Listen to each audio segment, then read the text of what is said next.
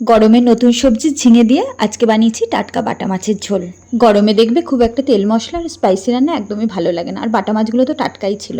একটা পেঁয়াজ, একটা টমেটো মিক্সিতে পিষে তার মধ্যে সামান্য একটু জিরের গুঁড়ো আর একটু শুকনো লঙ্কার গুঁড়ো দিয়ে মশলাটা রেডি করেছি। জানো তো, ছোটোবেলায় না আমাদের বাড়ির বাচ্চাগুলো কেউই বাটা মাছ খেতে চাইতো না, কারণ বাটা মাছে তো খুব কাটা। সেজন্য যেদিনই বাটা মাছ আনা হতো সেদিন আমার শাশুড়ি মা বড়দের জন্য ঝোল করতেন আর ছোটদের মাছগুলো নুন হলুদ মাখিয়ে রেখে দিতেন। গরম গরম খাবার সময় আমরা ভেজে দিতাম ওদের। আর এখন তো ওরা বড় হয়ে গেছে, কিছুটা কাটা বাছতেও শিখে গেছে। 250 মতো বাটা মাছ ছিল আজকে। সেটা ভালো করে পরিষ্কার করে নুন হলুদ মাখিয়ে কড়াইতে তেল দিয়ে দেখো ভালো করে ভেজে তুলে নিয়েছি। এরপর কড়াইয়ের ওই তেলের মধ্যে দিয়েছি একটু কালো জিরা। কালো জিরাটা একটু নাড়াচাড়া করে রেডি করা মশলাটা দিয়ে দিয়েছি। মশলাটা ভালো করে যখন নাড়েচেড়ে কষানো হয়ে গেছে তখন মশলাটার মধ্যে ঝিঙেগুলো দিয়ে দিয়েছি। ঝিঙেটা দিয়ে আরও একটু নাড়াচাড়া করে ঢাকা দিয়ে দিয়েছি।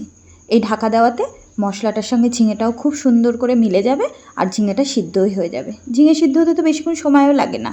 কিছুক্ষণ পর ঢাকাটা তুলে দেখো ঝিঙেটা বেশ সিদ্ধ হয়ে গেছে আর মশলাটাও পুরোপুরিভাবে কমপ্লিট। এরপর এর মধ্যে পরিমাণ মতো জল দিয়েছি।